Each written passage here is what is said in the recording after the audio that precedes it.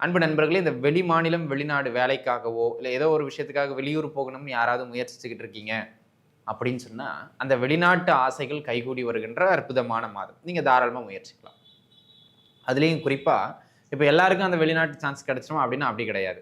எல்லா கடகராசினியர்களும் முயற்சிக்கலாம். ஆனா உங்க ஜாதக அமைப்பின்படி 9ஆம் இடம் அல்லது 12ஆம் இடம் சம்பந்தப்பட்ட தசாபுக்தி யாருக்கு போகுதோ, அவங்களுக்கு அந்த வெளிநாட்டு வேலை வாய்ப்புகள் பலமா கிடைக்கும்.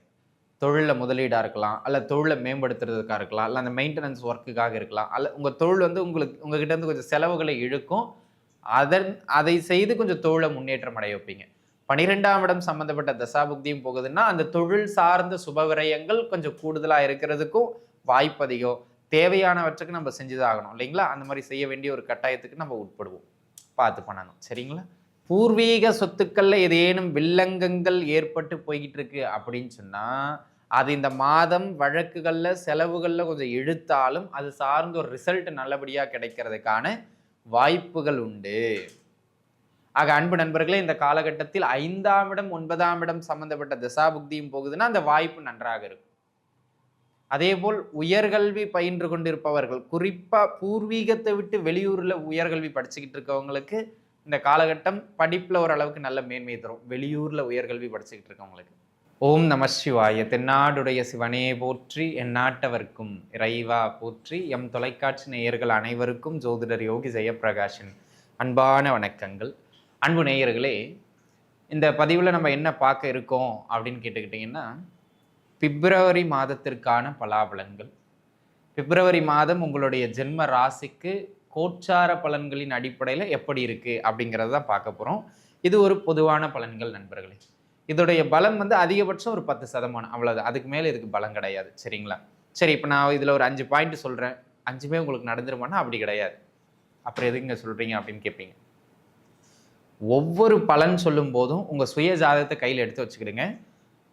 உதாரணத்துக்கு திருமணமா, இந்த தசாபுக்தி நடக்குதா பாருங்க. ஒவ்வொரு விஷயத்தை நான் இங்கே சொல்லும் போதும் பலன் 5 பாயிண்ட் சொல்கிறேன்னா 5 பாயிண்ட்டுக்கும் உங்கள் ஜாதகத்தில் இந்த தசாபுக்தியும் ஓடினா தான் அந்த பலன் நடக்கும். ஏன்னா ஜாதகமும் கோச்சாரமும் சேரும்போது தான் உங்களுக்கு பலன் கிடைக்கும். அப்படி இருக்கும்போது உங்கள் சுய ஜாதகத்தை கையில் எடுத்து வச்சுக்கிடுங்க. உங்கள் சுய ஜாதகப்படி நான் சொல்கிற பலனுக்கு அந்த தசாபுக்தியும் எந்த பலனுக்கு நடக்குதோ அந்த குறிப்பிட்ட பலன் மட்டும்தான் உங்களுக்கு நடக்கும் வலுவா. சரிங்களா? அதை மட்டும் நீங்கள் எடுத்துக்கிறது நல்லது. இந்த புரிதலோட நம்ம இப்போ பலன்களுக்குள்ளே போவோம். இந்த பிப்ரவரி மாதம் உங்களுடைய ஜென்ம ராசிக்கு எப்படி அமைகின்றது வாருங்கள் பார்க்கலாம். கடகம், கடகராசி நேயர்களை பொறுத்த மட்டிலும் அன்பு நண்பர்களே, இந்த மாதம் கடகத்துக்கு வந்து ரொம்ப சிறப்பான மாதம்னு சொல்கிற அளவுக்கு இருக்கா அப்படின்னு கேட்டிங்கன்னா, கோச்சார் ரீதியாக சிறப்பான மாதம் இல்லை. ஆனால் தசாபுக்தி நல்லா இருந்தால் எல்லா விதத்துலையும் நல்லா இருப்பீங்க. அதுதான் ரியலும் கூட. கோச்சார் ரீதியாக கொஞ்சம் நிறைய இடங்கள்ல நிதானமாக இருக்கணும் அப்படிங்கிற மாதிரி தான் இருக்குது. அதை தாண்டியும் ஒரு சில இடங்கள் நன்மை உண்டு. அந்த இடங்கள் என்ன அப்படிங்கிறத பார்த்துருவோம். அன்பு நண்பர்களே, இந்த வெளி மாநிலம், வெளிநாடு வேலைக்காகவோ, இல்லை ஏதோ ஒரு விஷயத்துக்காக வெளியூர் போகணும்னு யாராவது முயற்சிச்சுக்கிட்டு இருக்கீங்க அப்படின்னு சொன்னால், அந்த வெளிநாட்டு ஆசைகள் கைகூடி வருகின்ற அற்புதமான மாதம். நீங்கள் தாராளமாக முயற்சிக்கலாம். அதுலேயும் குறிப்பாக இப்போ எல்லாருக்கும் அந்த வெளிநாட்டு சான்ஸ் கிடைச்சிடும் அப்படின்னா அப்படி கிடையாது. எல்லா கடகராசினியர்களும் முயற்சிக்கலாம். ஆனால் உங்கள் ஜாதக அமைப்பின்படி 9ஆம் இடம் அல்லது 12ஆம் இடம் சம்பந்தப்பட்ட தசாபுக்தி யாருக்கு போகுதோ அவங்களுக்கு அந்த வெளிநாட்டு வேலை வாய்ப்புகள் பலமாக கிடைக்கும். அப்போ நீங்கள் தாராளமாக முயற்சிக்கலாம் அப்படிங்கிறது அமைப்பு. அதனை அடுத்ததாக ஒரு வேலையை விட்டுட்டு இன்னொரு வேலைக்கு டிரான்ஸ்ஃபர் ஆகிறது, அல்லது ஒரு வேலையே வேண்டான்னு விட்டுட்டு வேறு இடங்களில் வேலை உத்தியோக மாற்றத்தை ஏற்படுத்துவது. இடமாற்றம் ஒன்று ப்ளஸ் உத்தியோகத்தையே ஒரு வேலையில் விட்டுட்டு ஒரு கம்பெனி விட்டு இன்னொரு கம்பெனிக்கு போகிறது. அந்த மாதிரி உத்தியோக மாற்றங்களுக்காக எதிர்பார்த்துக்கிட்டு இருந்தவங்களுக்கு இந்த மாதம் மாற்றங்களை ஏற்படுத்தக்கூடியது மாதிரியான ஒரு மாதமாக அமையப்பெறுகின்றது அப்படிங்கிறது பாயிண்ட். எல்லாருக்கும் மாற்றம் கிடைச்சிருமா?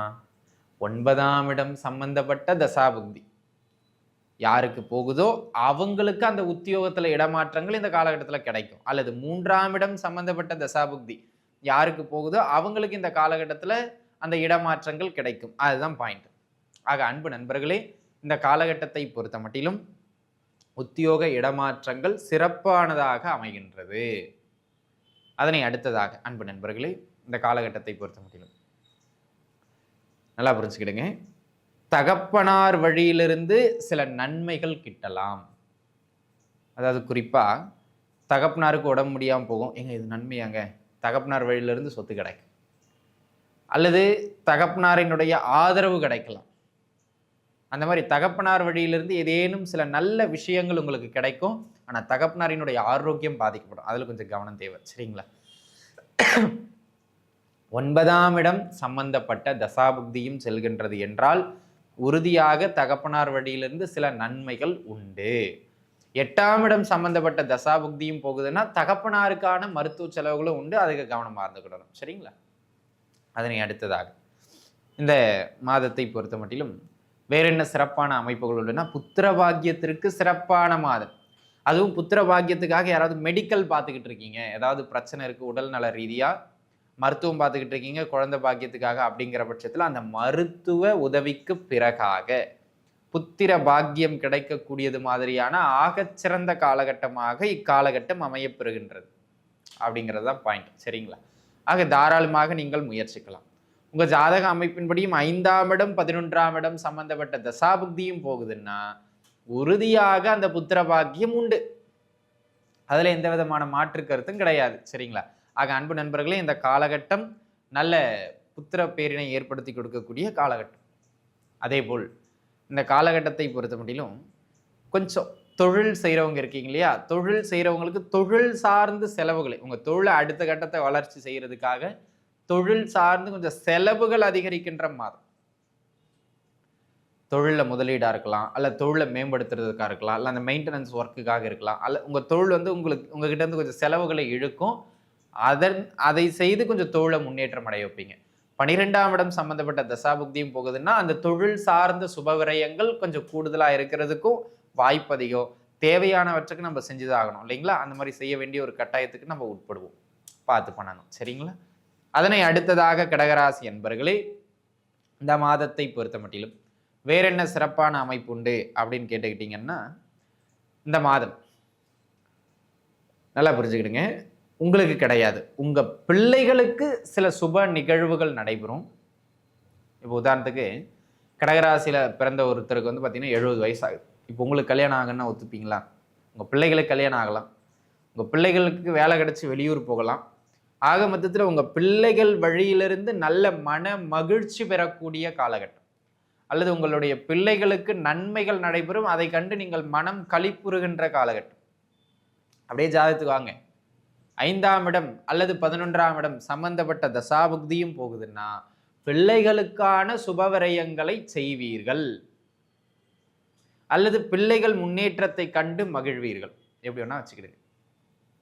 அந்த மாதிரியான ஒரு அற்புதமான காலகட்டமாக இது அமைகின்றது. அப்படிங்கிறது தான் பாயிண்ட். அதனை அடுத்த அமைப்பாக அன்பு நண்பர்களே, இந்த காலகட்டத்தை பொறுத்த மட்டிலும் வேறு என்ன சிறப்புகள் உண்டு அப்படின்னு கேட்டுக்கிட்டீங்கன்னா, பூர்வீக சொத்துக்கள்ல ஏதேனும் வில்லங்கங்கள் ஏற்பட்டு போய்கிட்டு இருக்கு அப்படின்னு சொன்னா அது இந்த மாதம் வழக்குகள்ல செலவுகள்ல கொஞ்சம் இழுத்தாலும் அது சார்ந்த ஒரு ரிசல்ட் நல்லபடியா கிடைக்கிறதுக்கான வாய்ப்புகள் உண்டு. ஆக அன்பு நண்பர்களே, இந்த காலகட்டத்தில் 5ஆம் இடம் 9ஆம் இடம் சம்பந்தப்பட்ட தசாபுக்தியும் போகுதுன்னா அந்த வாய்ப்பு நன்றாக இருக்கும். அதே போல் உயர்கல்வி பயின்று கொண்டிருப்பவர்கள், குறிப்பா பூர்வீகத்தை விட்டு வெளியூர்ல உயர்கல்வி படிச்சுக்கிட்டு இருக்கவங்களுக்கு இந்த காலகட்டம் படிப்புல ஓரளவுக்கு நல்ல மேன்மை தரும், வெளியூர்ல உயர்கல்வி படிச்சுக்கிட்டு இருக்கவங்களுக்கு. அதனால அன்பு நண்பர்களே, இந்த காலகட்டம் உயர்கல்வியில் ஏற்றம் உண்டு. 9ஆம் இடம் அல்லது 11ஆம் இடம் சம்பந்தப்பட்ட தசாபுக்தியும் போச்சுன்னா அந்த ஏற்றம் நன்றானதாக அமையும், அதுல மாற்றம் இல்லை. சரிங்களா? அதே போல் அன்பு நண்பர்களே, இந்த காலகட்டத்தை பொறுத்த மட்டிலும் வேற என்ன சிறப்பு அம்சங்கள் அப்படின்னு கேட்டுக்கிட்டீங்கன்னா, நீங்க நல்லா புரிஞ்சுக்கிடுங்க. இந்த மாதத்தை பொறுத்த மட்டிலும் பொருளாதார ரீதியாக பெரிய உயர்வு கிடையாது, ஆனால் மதிப்பு மரியாதை அந்தஸ்து கிட்டும். 5-10ஆம் இட தொடர்பு எப்ப கிட்டும்?